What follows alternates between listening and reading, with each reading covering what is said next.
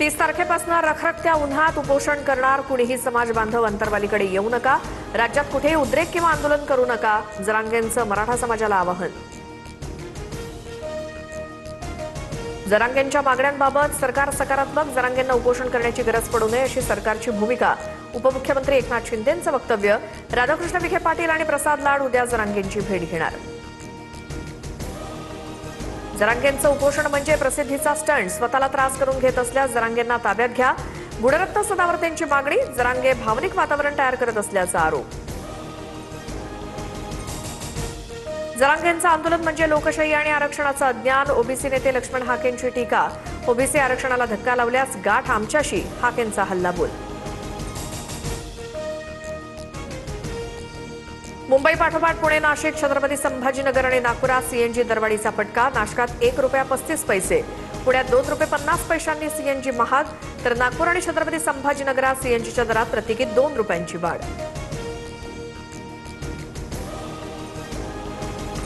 आता लवकरच लॉकडाऊन सारखे दिवस येतील। महिनाभरात पेट्रोल ₹170 तर डिझेल ₹150 जाईल। पैसे गुंतवू नका, सुरक्षित ठेवा। काँग्रेस नेते विजय वडेट्टीवारांकडून सरकारवर टीका करत जनतेला आवाहन।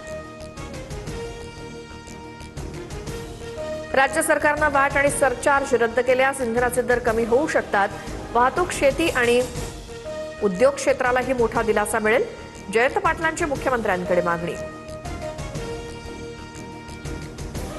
हिंगोलीत आरोग्य प्रशासनाचा ढिसाळ कारभार। डिझेल अभावी रुग्णवाहिका नाकारल्यामुळे गरोदर महिलेच्या बाळाचा पोटातच मृत्यू झाल्याचा आरोप, तर चालक सुट्टीवर असल्यामुळे रुग्णवाहिका नाकारली। जिल्हा आरोग्य अधिकाऱ्यांचं अजब स्पष्टीकरण।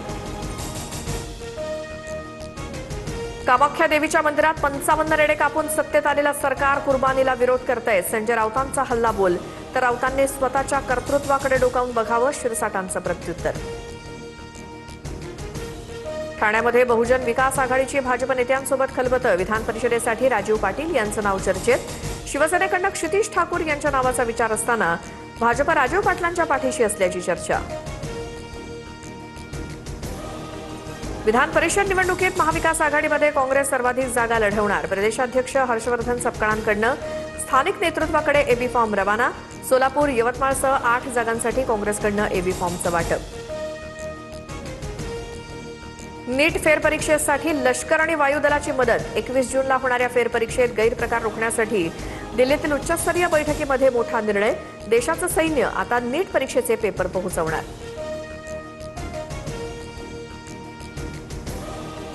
नीट प्रकरणातील आरोपी तेजस शहाच्या आर्थिक व्यवहारांची सीबीआय चौकशी। मनीषा हवालदारकडून कोणासाठी प्रश्न घेतले, तेजसच्या मोबाईलची तपासणी होणार। तेजसवरती फिजिक्सचे प्रश्न फॉरवर्ड केल्याचा संशय, सूत्रांची माहिती। भाजपमध्ये मोठा फेरबदल। 4 राज्यांचे प्रदेशाध्यक्ष बदलले। पंजाबमध्ये केवलसिंह ढिल्लो, दिल्लीमध्ये हर्ष मल्होत्रा, त्रिपुरात अभिषेक देबरॉय, तर हरियाणामध्ये अर्चना गुप्ता यांची प्रदेशाध्यक्षपदी नियुक्ती। सोलापुरात बिल्डरसाठी 100 वर्ष जुन्या झाडांची कत्तल। सलगर वस्तीमध्ये परवानगी न घेता 150 झाडं तोडल्याचा दावा, पालिकेकडून गुन्हा दाखल।